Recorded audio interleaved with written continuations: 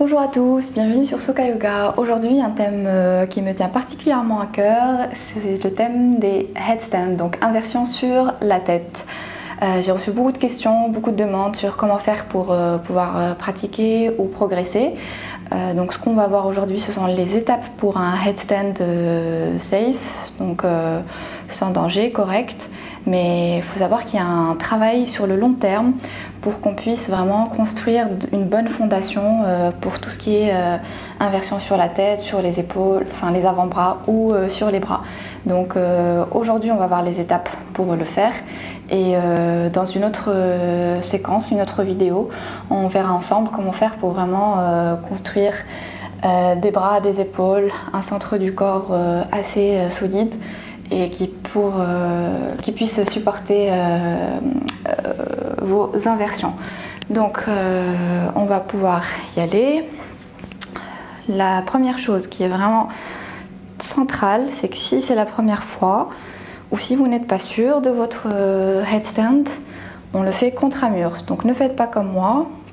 Moi c'est juste pour le besoin de la caméra. On le fait contre un mur pour éviter tout risque de se faire mal. Ensuite, autre point clé, c'est vraiment la distance entre nos coudes. Donc je me mets face pour vous montrer comment ça se passe. Donc je suis là sur mes coudes. L'essentiel c'est d'avoir des coudes qui ne s'ouvrent pas. Pour cela, je viens d'abord déterminer quelle est la bonne distance entre mes coudes en attrapant mes coudes avec les mains. Donc là ça me donne la bonne distance à avoir. Ensuite, je ramène mes mains face au tapis de manière à avoir un angle droit. Je me mets de face, donc je suis là, un angle droit au niveau des bras. Donc rappelez-vous, on attrape les coudes avec les mains opposées, on pose les mains à plat. Donc là j'ai la bonne distance pour les coudes. Ensuite je viens croiser mes mains. On évite d'avoir des bagues ou des bijoux si ça peut vous gêner. Donc on croise les mains et on les pose vraiment sur le côté des petits doigts. On a les mains au sol, on a les coudes au sol qui ne s'écartent pas. Ensuite, autre point clé, c'est comment faire pour poser ma tête et quelle partie de la tête touche le sol. Donc, à éviter le front, donc ce n'est pas le front, à éviter, ce n'est pas l'arrière de la tête.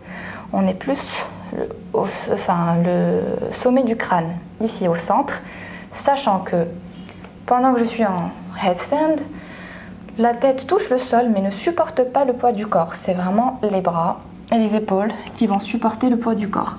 Donc on reprend.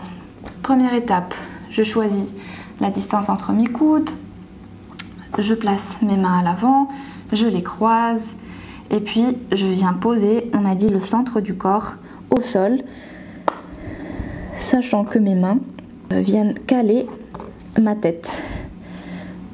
Ça sert de support à ma tête et on va pouvoir y aller. Donc je rentre mon bas du ventre, je viens déplier mes jambes et déjà avant de commencer je vérifie que ma tête ne supporte pas trop de poids. Pour cela je viens vraiment éloigner les épaules de mes oreilles de manière à avoir une fondation forte au niveau des bras. Donc c'est vraiment les bras, les épaules qui soutiennent mon corps.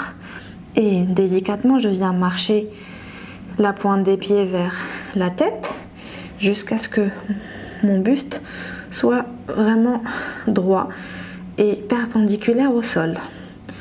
Si je me sens bien là, je peux me lancer. Quand je dis me lancer, ce n'est pas ça.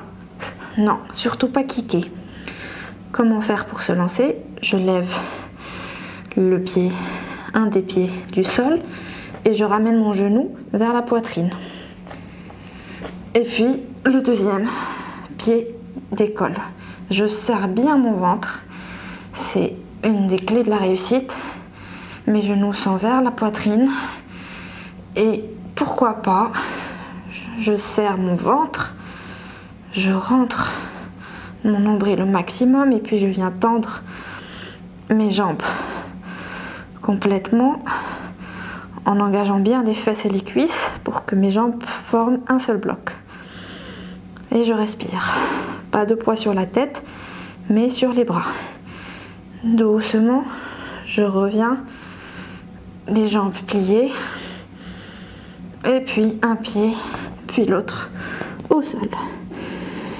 Et puis un child pose, donc position de l'enfant,